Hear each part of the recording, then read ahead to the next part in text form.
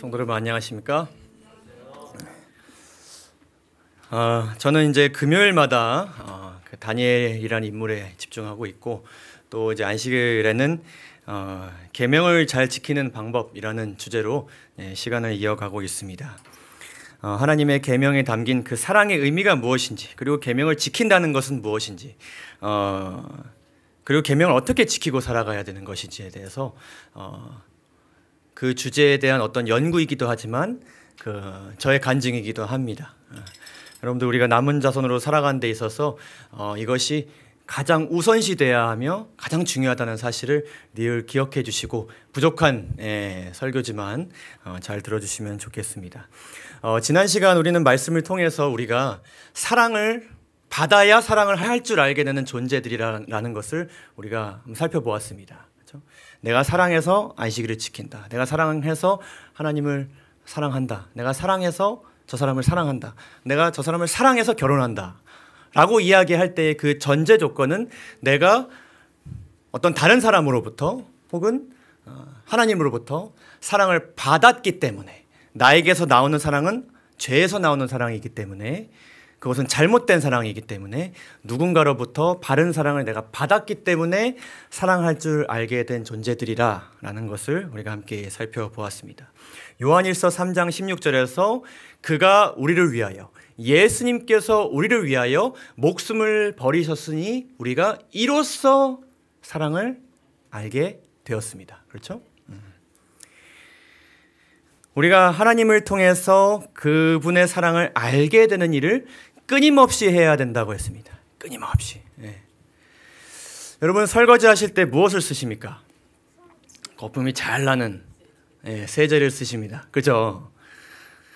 우리가 성능 좋은 세제를 써야 그 설거지에 있는 모든 그런 기름들이 제거되고, 그리고 이게 수세미가 까칠까칠하지 않습니까? 세제를 잘 또 써야 그릇이 손상되지 않습니다. 그렇죠? 그런데 우리가 이 퐁퐁을 딱 이렇게 해서 거품을 만들고 이 퐁퐁을 바라보면서, 이 거품이 이 성능 좋은 세제 때문에 생겼구나 라는 것을 깨닫고 알고 계속 설거지를 하면 이 거품이 계속 지속됩니까? 이 거품이 세제 때문에 생겼다는 것을 알면 우리가 뭘 해야 됩니까? 뭘 해야 됩니까? 세제를 다시 공급해야 되는 것입니다. 그렇죠? 성실하게 하나님의 사랑이라는 주제를 말씀을 통해 부지런히 탐구하게 되시기를 바랍니다. 한 번 가득 받아서 거품이 나서 내가 침례를 받았지만 그것은 언젠가 우리 죄된 마음 때문에 없어집니다. 까칠해집니다. 기름이 제거되지 않고 그릇이 손상됩니다. 우리가 늘 그의 사랑을 받는 일에 부지런하게 사시기를 간절히 바랍니다. 오늘은 네 번째 시간입니다. 사랑받은 자들에게 주신 명령과 약속이라는 제목으로 다음 내용 이어가도록 하겠습니다. 오늘은 특별히 요한복음 13장에서 16장, 십자가 전에 예수님께서 제자들에게 주신 그 작별의 권면이라고 하죠. 그 말씀과 그 장면을 적은 요한이 나중에 기록한 요한 1서의 말씀을 좀 우리가 비교하면서 생각해 보게 될 텐데, 그 두 내용에는 아주 공통적으로 그리고 핵심적으로 강조된 아주 중요한 명령과 약속이 그 안에 들어 있습니다. 여러분 잘 아시는 내용일 수 있지만은 그 내용을 한번 살펴보려고 합니다. 특별히 나를 사랑하고 나를 사랑하면 내 계명을 지키리라라고 말씀하신 하나님의 명령을, 그 말씀의 의미를 아는 자들, 하나님의 사랑의 그 놀라운 그 마음이 동기가 되어서 하나님을 사랑하고 그분의 계명에 순종하고 살아가고자 하는 자들에게 예수님께서 계명을 지킨다는 것은 이렇게 살아가는 거야. 계명을 지킨다는 것은 이러한 형태로, 이러한 모습으로 나타나는 거야 라고 말씀을 주시고, 그 말씀을 요한일서에서 요한이 다시 한번 강조하는 것인데, 그 내용이 무엇인지를 좀 살펴보려고 하는 것입니다. 먼저 요한이 쓴 그 요한일서 전체 내용에 강조된 중요한 핵심 네 가지를 좀 먼저 살펴보도록 보도록 하겠습니다. 이 네 가지를 요한일서에서 뭐 주어 바꾸고 목적어 바꾸고 비유를 써가면서 앞뒤 바꿔가면서 반복적으로 이제 강조하는 내용인데, 첫째로 그가 기록한 첫 번째 핵심 사상은 하나님은 무엇이다? 사랑 자체이시다. 사랑은 누구에게 속해 있다? 하나님께만 속해 있다. 그래서 누군가가 사랑이라고 하는 것을 만들어서 생산하였다 하여서 베푸는 그런 모든 사랑의 모양들은 사실 뭐가 아니다라는 것입니까? 하나님이 보시기에 나를 통하지 않은 사랑은 사랑이 아니다라는 것을 그가 강조하고 있습니다. 4장 7절에서 8절에서 사랑하는 자들아, 사랑은 하나님께 속한 것이니, 그렇죠? 사랑하는 자마다 하나님께로 난 것입니다. 그렇죠? 하나님께로 나지 않고 사랑한다고 이야기하는 것은 하나님께서 보시기에 사랑한다 할 수 없습니다. 사랑하지 아니하는 자는 하나님을 알지 못하는 것입니다. 그렇죠? 이는 하나님은 사랑이시니라. 두 번째로 그 사랑 자체이신 하나님의 그 사랑이 어떤 사랑인지가 드러나게 될 것인데, 그것이 누구를 통해 드러난다? 예수 그리스도를 통하여서 드러난다. 그래서 예수 그리스도를 통해서 드러나는 모든 것들은 우리가 그것을 보고 하나님의 사랑은 이런 사랑이구나 라는 것을 우리가 알 수 있게 된다는 것입니다. 10절에서 11절입니다. 사랑은 여기 있으니 우리가 하나님을 사랑한 것이 아니요. 우리가 사랑한다고 한 것은 그 우리가 한 것이 아니다. 우리가 만들어낸 것이 아니다. 오직 하나님이 우리를 사랑하사, 하나님이 우리를 사랑하셨는데 그것이 우리 죄를 위하여 화목제로 그 아들을 보내심으로 인하여서 어떻게 되었다? 드러났다. 나타나게 되었다. 이렇게 기록하고 있습니다. 세 번째로 하나님께 사랑받은 자들, 그 사랑의 의미를 알게 된 자들, 그 마음에 하나님의 사랑이 새겨진 자들에게는 하나님을 사랑하고 그분의 계명을 지키는 모습이 나타난다 라고 기록하고 있습니다. 그래서 계명을 지키는 모습을 통해서 저 사람은 누구를 사랑하고 있다? 하나님을 사랑하고 있다 라는 것을 우리 알게 된다는 것입니다. 2장 4절에서 5절입니다. 저를 아노라 하고 그의 계명을 지키지 아니하는 자는, 저를 안다 하고 계명을 지키지 않으면 무엇을 하는 사람이라고요? 거짓말을 하는 사람이라. 하나님의 사랑이 아는 것이 아닌 것입니다. 그 사랑을 알면 계명을 지키게 된다는 것입니다. 진리가 그 속에 있지 않는 것이다. 그러니까 저 사람은 무엇을 필요로 하는 사람입니까? 진리가 곧 사랑이신 하나님이 필요한 사람이라는 것입니다. 누구든지 그의 말씀을 지키는 자는 하나님의 사랑이 참으로 그 속에서 온전케 된 사람입니다. 그렇죠? 그래서 계명을 지키는 모습을 통하여서 내가 하나님 안에 있는 줄 알게 되는 것입니다. 그렇죠? 네 번째가 중요한 것입니다. 제가 아까 빈칸으로 두었던 그곳에 이제 들어있는 말씀들인데, 하나님을 사랑하고 그분의 계명을 지키는 성도들의 모습은 어떤 특정한 모습으로 나타나게 되어 있습니다. 사랑을 알게 된 사람은 계명을 지키는 모습으로 나타나게 되는데, 그 계명을 지키는 모습이 또한 어떤 특정한 형태로 드러나게 되어 있다고 그렇게 요한일서에서 말씀하고 계신데, 그 형태가 무엇인가? 2장 4절 5절입니다. 그가 우리를 위하여 목숨을 버리셨으니 우리가 이로써 사랑을 알고 어떻게 하게 될 것이라고요? 우리도 형제들을 위하여 목숨을 버리게 될 것이다. 그것은 어떤 일이다? 당연한 일이다. 이렇게 말씀하고 계십니다. 이 내용이 요한일서에 수도 없이 강조됩니다. 제가 다 읽을 수는 없지만 아마 읽으신 분들은 아시리라 생각이 듭니다. 하나만 더 보면, 사랑하는 자들아 하나님이 이같이 우리를 사랑하였은즉 우리도 서로 사랑하는 것이 좋도다. 사랑해볼 만하다가 아니라 서로 사랑하는 것이 어떻다? 마땅하다. 이렇게 말씀하고 계십니다. 순서대로 이렇게 1, 2, 3, 4번이 이렇게 진행되는 것이죠. 그렇죠? 이것을 아주 여러분 요한일서 보시면 이 말이 저 말 같고 저 말이 이 말 같고 막 이렇게 계속 반복적으로 말씀하시는데, 궁극적으로 강조하고 싶은 그 핵심 사상은 이 네 가지인 것입니다. 왜 그가 그렇게 하였느냐? 4장 21절에 그가 이렇게 기록합니다. 우리가 이 계명을 누구에게 받았기 때문이다. 예수님으로부터 받았기 때문이다라고 이야기하고 있습니다. 그 계명을 예수님으로부터 우리가 함께 받았기 때문에 하나님을 사랑하는 자 또한 그 형제를 어떻게 해야 된다? 사랑해야 한다라고 말씀하고 계십니다. 이 계명이 언제 주어졌느냐? 언제 주어졌느냐? 우리가 살펴보려고 하는 그 요한복음 13장에서 16장, 예수님의 그 마지막 작별의 권면에서 예수님께서 이를 아주 중요하게 강조하십니다. 유다가 최후의 만찬장을 떠나고 예수님께서 잠시 지금은 내가 너희와 함께 있을 것이나 내가 곧 떠나게 될 것이다 라는 말씀을 하시면서 너희는 이렇게 살아야 한다. 아까 말씀드린 그 1, 2, 3, 4번은 쭉 이렇게 말씀하십니다. 요한복음 13장 34절과 35절에서 이렇게 말씀하십니다. 유다가 떠난 다음에 이 말씀으로 권면을 시작하십니다. 함께 읽어볼까요? 새 계명 시작. 새 계명을 너희에게 주노니 서로 사랑하라. 내가 너희를 사랑한 것 같이 너희도 서로 사랑하라. 너희가 서로 사랑하면 이로써 모든 사람이 너희가 내 제자인 줄 알리라. 아주 중요한 말씀을 하셨습니다. 어떤 모습이 너네들이 내 제자임을 나타내는 증거가 될 것이라고요? 서로 사랑하는 모습이요. 그들이 나가서 뭘 잘 전하는 모습, 은사를 잘 활용하는 모습, 선교사에게 많은 열매를 맺는 모습, 뭐 죄에 넘어지지 않는 모습, 이런 게 아니라 서로 사랑하는 모습을 통하여서 저들은 누구의 제자들이다, 예수님의 제자들이라 라는 것을 알게 되는 증표가 된다고 예수님께서 말씀하고 계십니다.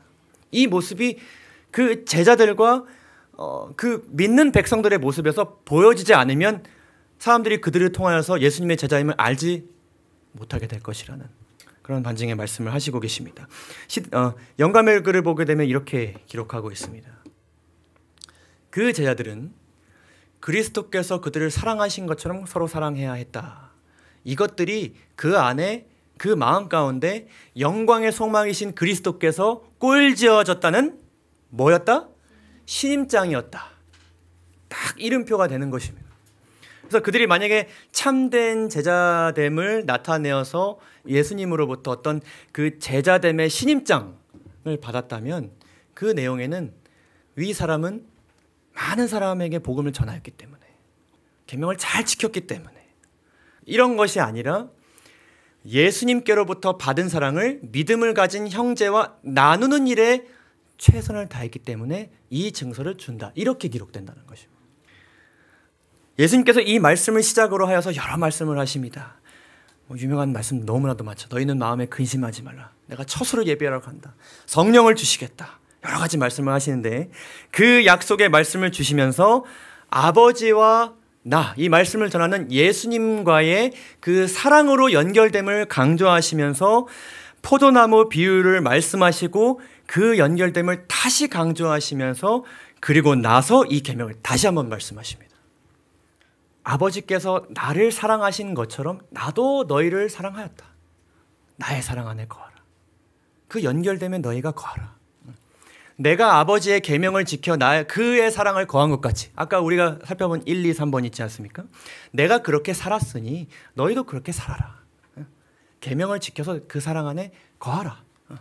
사랑받아서 하나님 사랑하고 계명 지켜서 살아라 말씀하시면서 내가 이것을 너에게 내가 이것을 너에게 알려주는 것은, 그 연결됨을 너에게 강조하는 그 이유는 내 기쁨이 너희 안에 있어 너희 그 기쁨을 충만하게 하려 함이고, 내 계명은 곧 내가 너희를 사랑한 것 같이 너희도 서로 어떻게 하라? 사랑하라 라는 것을 강조하기 위함이다.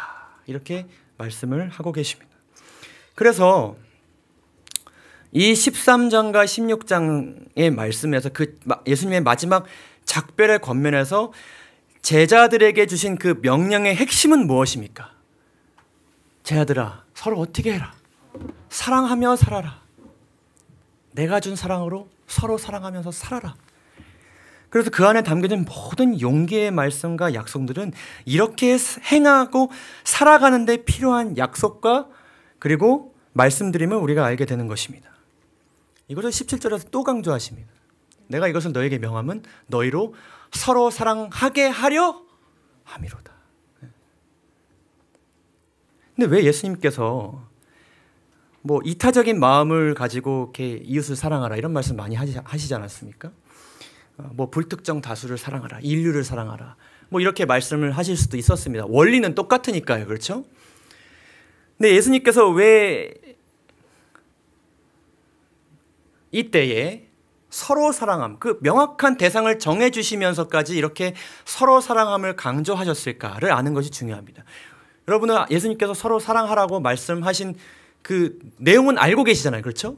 이 말씀을 여러분 들으셨으면 그래, 오늘 설교는 서로 사랑하라는 말씀이구나, 벌써 결론을 내리셨을 텐데 그렇게 설교가 결론이 날 것은 맞습니다. 그러나 그 이유, 왜 그렇게 하셨을까? 그것을 우리가 알아야 할 필요가 있습니다. 그 이유를 살펴보기 전에 이 서로 사랑하라는 말씀이 정확히 어떤 원리로 어떻게 살아가라는 말씀인지를 좀 이렇게 그림을 통해서 좀 설명을 간단하게 드리도록 하겠습니다. 이게 한 사람이 있습니다. 그에게는 사랑의 모양이 있습니다. 나름 살아가면서 좋은 책 읽고 또 부모님으로부터 좋은 사랑 받고 해서 사랑의 모양이 이렇게 있습니다. 사랑은 이런 것이구나 라는 것을 아는 사람입니다. 근데 색깔이 무엇입니까? 회색입니다. 진짜 사랑이 아닌 것이죠. 하나님께서 보시기에 저 사랑 가지고 저게 진짜 사랑인 것으로 알고 살아가면 안 될 텐데 라고 생각하셔서 그에게 사랑 자체이신 하나님께서 그분의 사랑을 가지고 다가오셨습니다. 그래서 하나님께서 뭐 어떤 사람을 통해서, 그리스도인을 통해서, 뭐 어떤 영상을 통해서, 혹은 뭐 어떤 경험을 통해서 하나님께서 이 사랑을, 멸망을 향해 가는 그 사랑의 모양에 진짜 사랑을 어떻게 해주셨습니까? 새겨 넣어 주셨습니다. 그래서 그의 마음에 하나님의 사랑이 주입되었기 때문에 그는 이제는 하나님만을 사랑하고 싶게 되었습니다. 그리고 타인을 사랑하고 싶게 되었습니다. 그 마음이 누구의 마음이니까? 하나님의 마음입니까? 그렇죠? 내가 경험한 하나님의 그 사랑을 저 사람도, 타인도 경험했으면 좋겠다라는 마음이 그의 마음 가운데 새겨졌기 때문에. 근데 이 사람이 말씀을 잘 읽어보니까요, 내 자신을 신뢰하면 안 된다는 믿음을 가지게 되었습니다. 그리고 하나님을 의지하겠다는 그 마음을 가지게 되었습니다. 그래서 이 사람이 자신을 신뢰하지 않고 하나님만을 신뢰해서 그가 끊임없이 하나님으로부터 사랑을 주입받고 살아갑니다. 매일 아침 말씀을 통해서, 징조나 기사를 통해서 예수님께서 곧 오시는구나, 나를 너무나도 사랑하셔서 나로 하여금 징조를 깨닫게 하시는구나, 여러 방면으로, 그렇죠? 그래서 끊임없이 그가 사랑을 주입받고 살아가기 때문에 계속 하나님만을 사랑하고 싶고 계속 타인을 사랑하고 싶게 되었습니다.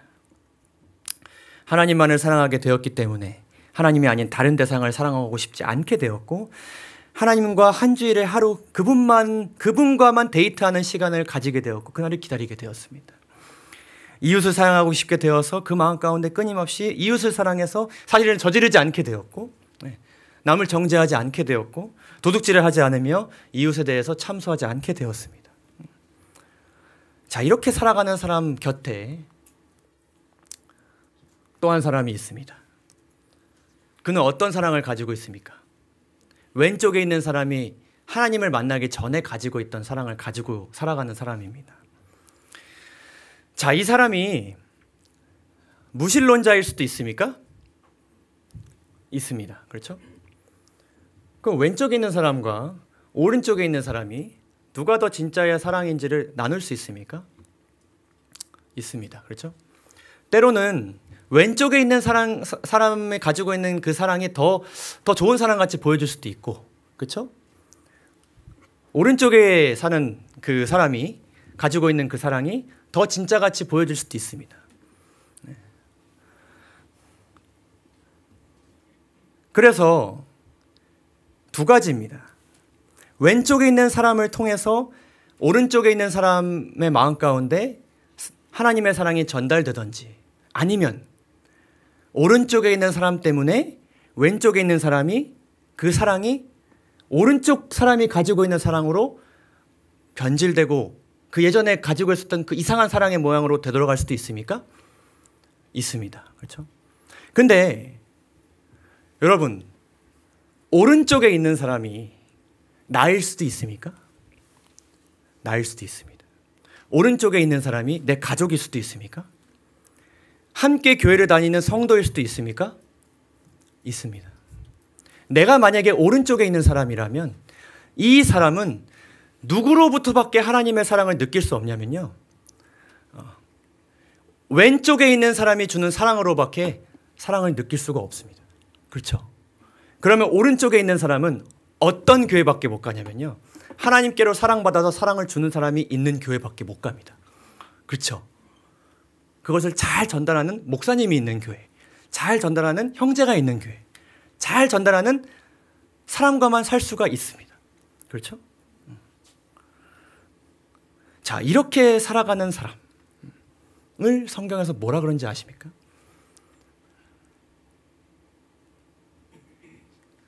창세기 3장 15절에서 이렇게 말씀하십니다. 내가 너로 하나님께서 사단을 뭐 되게 하셨다고요? 여자와 원수가 되게 하셨다. 하나님께로부터 사랑받지 않고 살아가는 사람들은, 우리가 만약 사랑을 받고 살아가는 사람들이라면 그 사람들은 우리에게 원수입니다. 그렇죠? 하나님으로부터 사랑받지 않고 가짜 사랑을 주는 사람이니까요. 그 가짜 사랑 때문에 내가 어디에 빠질 수도 있으니까요. 생명에서 사망으로 이끌릴 수도 있기 때문입니다. 그렇죠? 근데 내가 그 사람이 될 수도 있습니까? 내가 그 사람에게 뭐가 될 수도 있습니까? 원수가 될 수도 있는 것입니다. 그렇죠? 로마서 5장에서는 우리가 하나님의 사랑을 받기 전에 뭐 되었다고 이야기합니까? 우리가 원수 되었을 때에, 우리가 원수된 적이 있습니다. 하나님께 원수된 적이 있습니다. 그렇죠? 근데 하나님께서, 나는 하나님께로부터 사랑받고 살아가는데 그렇지 않은 사람이 옆에 있을 때에, 하나님께 사랑받지 않고 살아가는 당신 때문에 내가 너무 힘들어. 나 당신이 주는 사랑이 가짜 사랑에서 힘들어. 그럴 필요가 전혀 없습니다. 왜냐하면 우리는 그 사람에게 진짜 사랑을 받지 않아도 누구로부터 사랑을 받으면 됩니까? 하나님으로부터 사랑받고 사랑하면 됩니다. 예수님께서 이를 강조하셨습니다. 누구를 사랑하라? 원수를 사랑하라.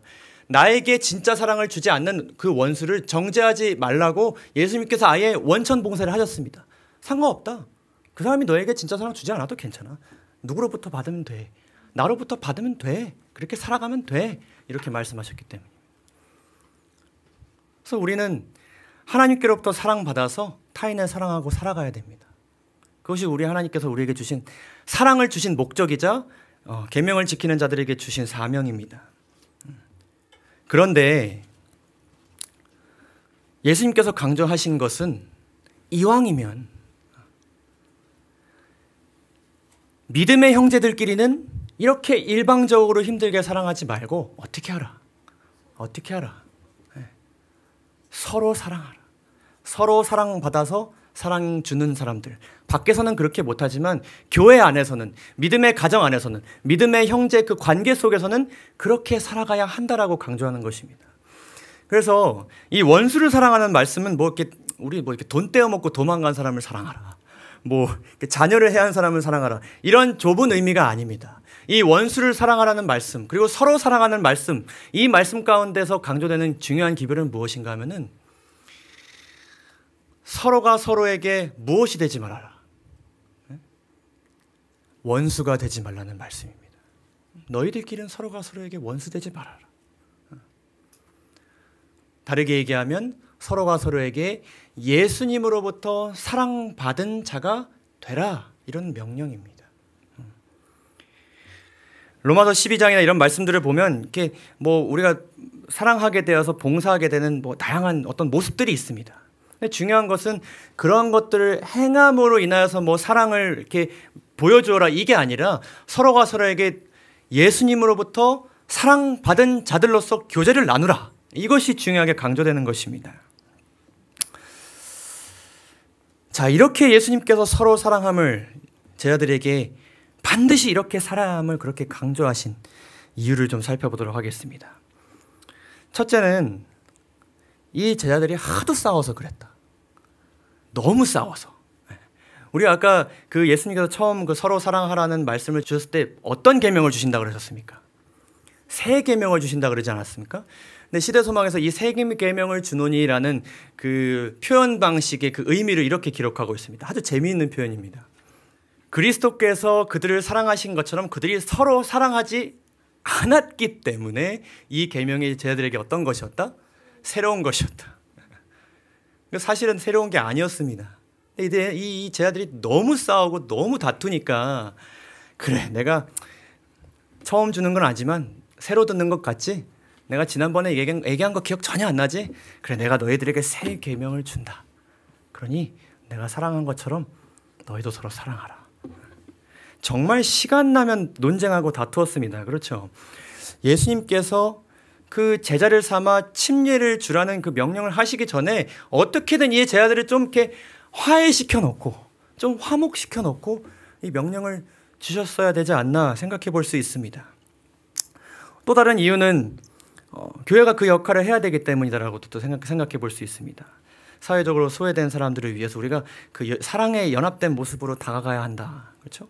뭐 구호봉사적인 측면, 선교적인 측면 우리가 생각해 볼 수 있습니다. 또한 이 어려운 때, 이 고난의 때에 서로가 서로에게 힘이 돼 주어야 한다. 이런 교훈이 담겨져 있을 수 있습니다. 모두 맞는 것입니다. 그러나 여러분, 예수님께서 이 말씀을 강조하신 그 어투와 그 간절함을 보게 되면요, 이것이 갖추면 매우 좋다, 가급적 서로 사랑하라, 이렇게 말씀하시지 않으면 우리가 알게 됩니다.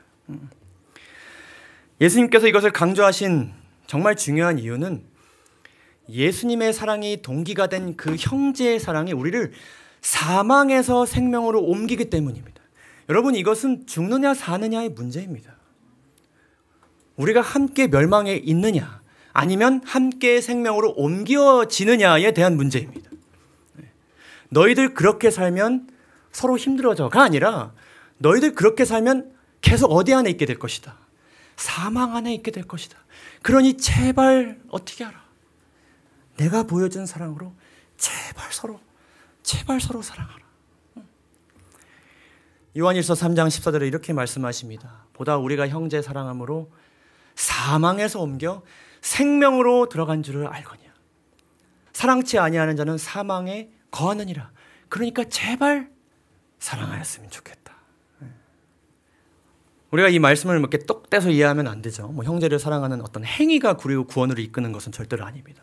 그러나 형제를 사랑하지 않는 자는 예수님의 사랑을 모르는 사람이기 때문에 더더욱 우리가 그 사람에게 내가 그런 사람이 되지 않고 상대방에게 사랑받아 사랑하는 자로 다가가야 되는 것입니다. 그렇죠? 그리고 그렇게 살아가지 않는 자들은 하나님의 나라에 들어갈 수 없습니다. 여러분들을 사랑하지 않는 사람과 나를 사랑하지 않는 사람, 내가 사랑하지 않는 사람, 한 집에 살 수 있습니까? 그런 의미입니다. 근데 좀 더 넓은 의미에서요, 서로 사랑하는 모습은 여러분, 그 계시록의 말씀과 그 성경의 모든 뿌리 깊은 그 본질적인 그 흐름을 우리가 한번 살펴보게 되면요, 서로 사랑하는 모습은 남은 자손 공동체의 정체성을 나타냅니다. 그게 남은 자손입니다. 그 모습이 제자들이 모여진 모습입니다.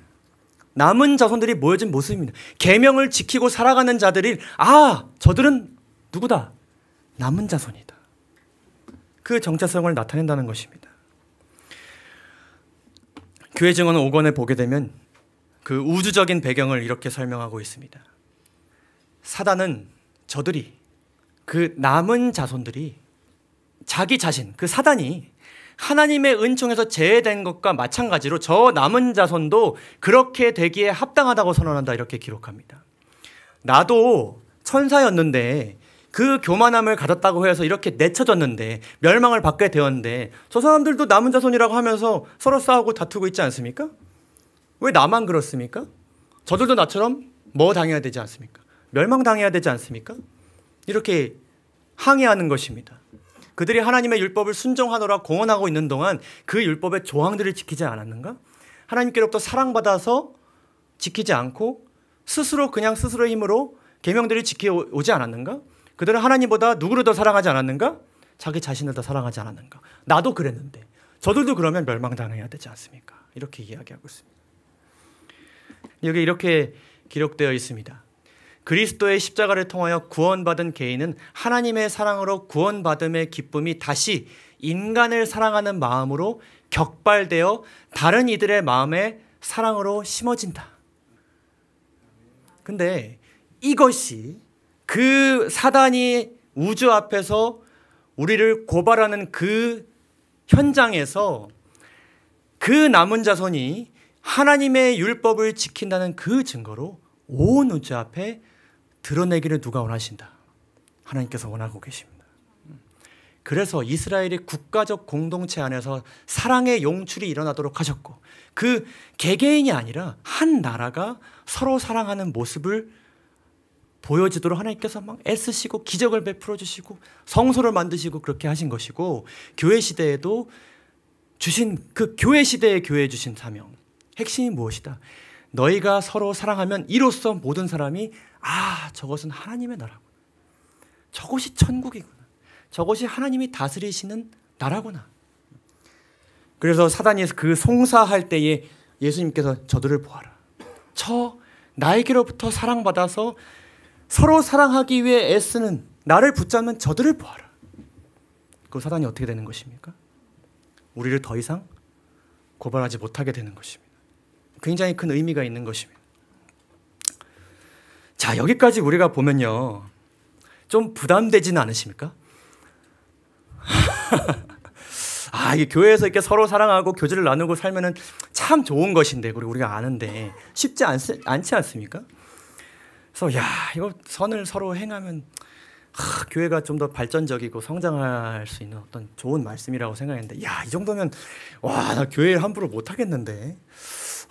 교회 너무 교제하는 거 부담스럽지 않으신가요, 집사님? 갑자기 짐이 생기고 이거 어떻게 해야 될 것인가? 사실 저도 이 말씀을 보면서 책임감이 너무나도 커졌습니다. 이 어려운 일을 내가 목회자로서 어떻게 뭘 제시할 수 있을까? 명령이냐 안 할 수는 없고.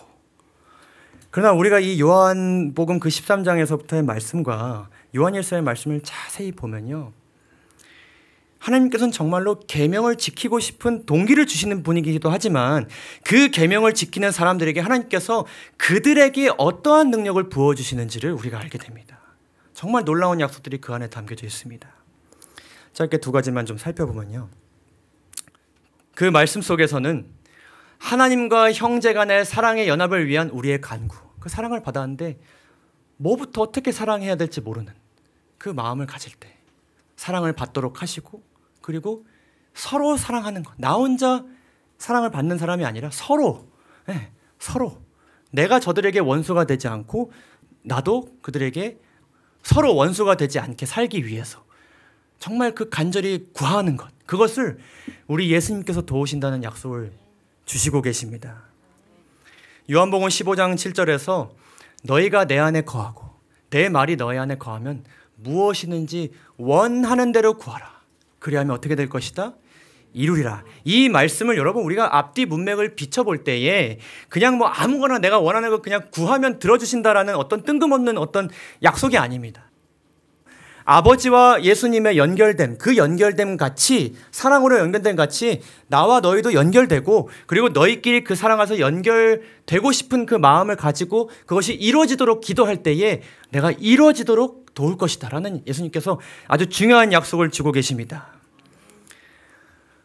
이 약속을 또 주십니다. 조금 뒤에 또 주십니다.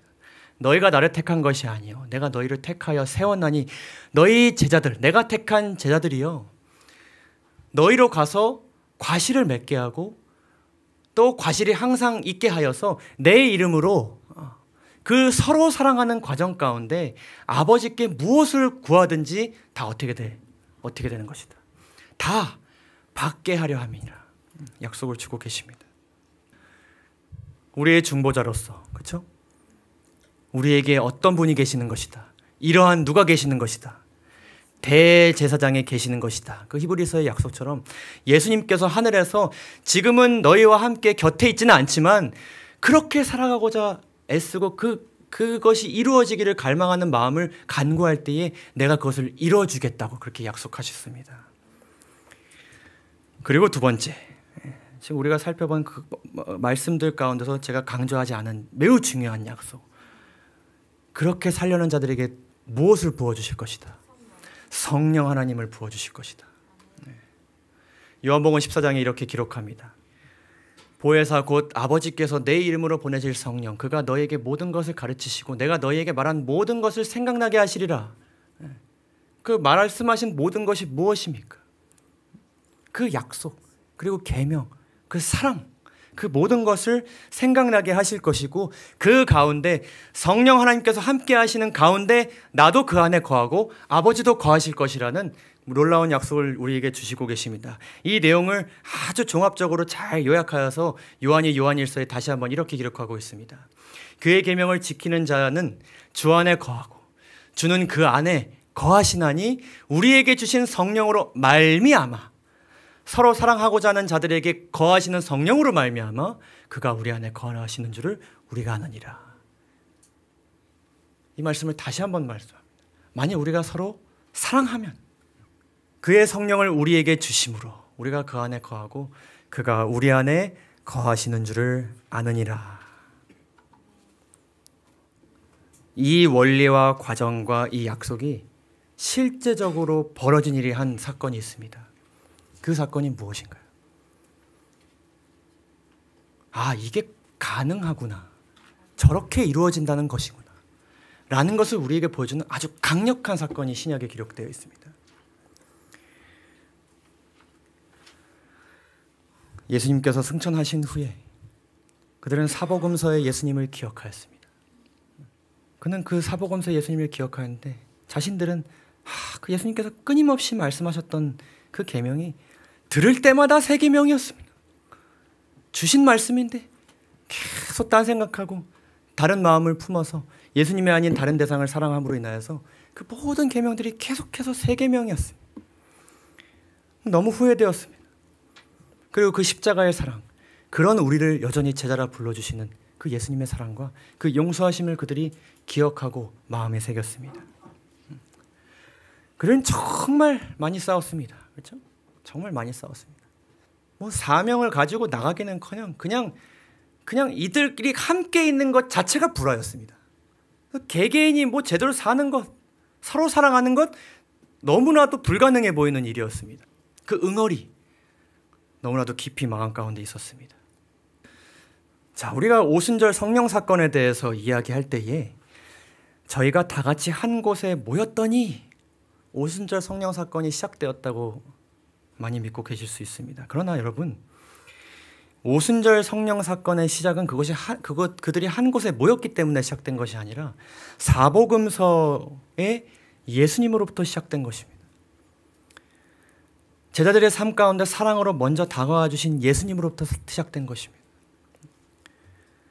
예수님께서 3년 반 전에 고기 잡는 어부들에게, 세리에게 그 사랑을 가지고 사랑이신 예수님께서 다가가지 않으셨다면 그들에게 이 자리에 모일 이유가 있습니까?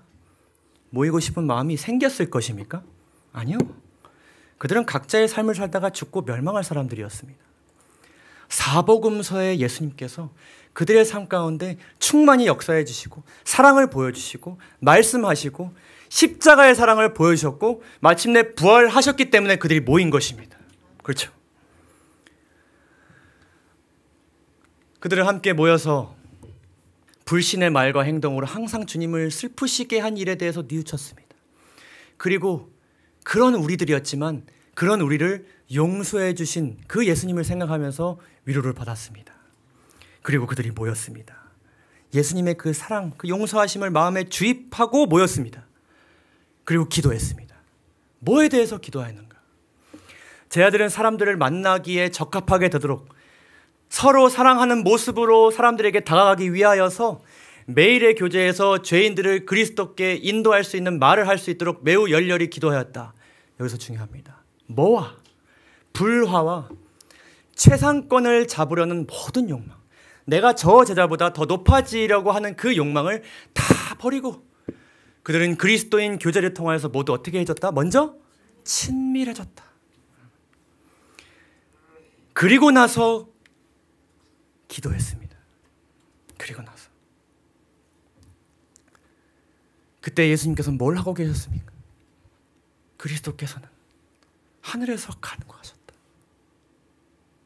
저 모인 저 현장에 하나님의 능력이 더해지도록 간구하셨다. 당신의 백성들에게 부어줄 성령의 선물을 간구하셨다. 예수님 제발 그들에게 그 간구를 들어주십시오. 간구하였다. 그리고 성령 하나님 내려오셨습니다. 어떤 일이 벌어졌습니까? 성령의 가마로 참회와 자복의 기도가 용서에 대한 찬양의 노래와 뒤섞였다. 놀라 어찌할 바 모르며 사도들은 뭐가 여기 있다고 부르짖었다? 사랑이 여기 있다. 예수님 사랑이시 예수님 우리 떠나셨지만 아니다. 서로 살아가는 과정 속에서 이 현장에 누가 함께하고 계시다? 사랑이 함께하고 계시다. 사랑이 여기 있다. 능력으로 새롭게 날이 섰고 하늘 번갯불이 달궈진 성령의 검은 모든 불신이 제거하였다. 하루에 수천 명이 어떻게 하였다? 회개하였다. 하나님께서는 약속을 지키셨고 하나님 아버지께서는 그 간구를 들어주셨습니다.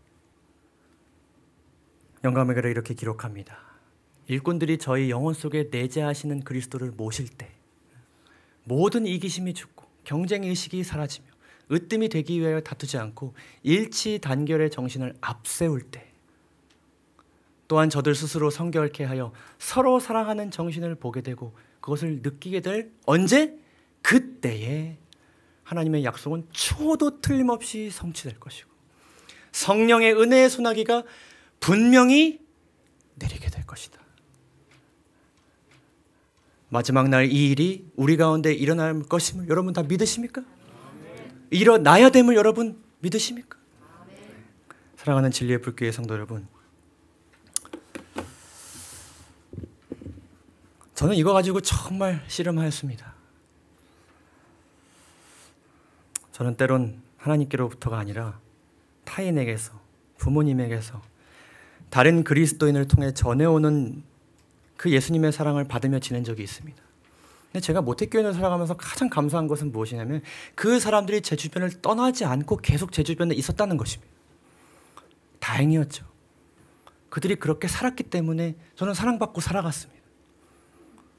근데 그들이 조금 멀어지니까, 제가 홀로 이 교회에 오니까, 책임이 주어지니까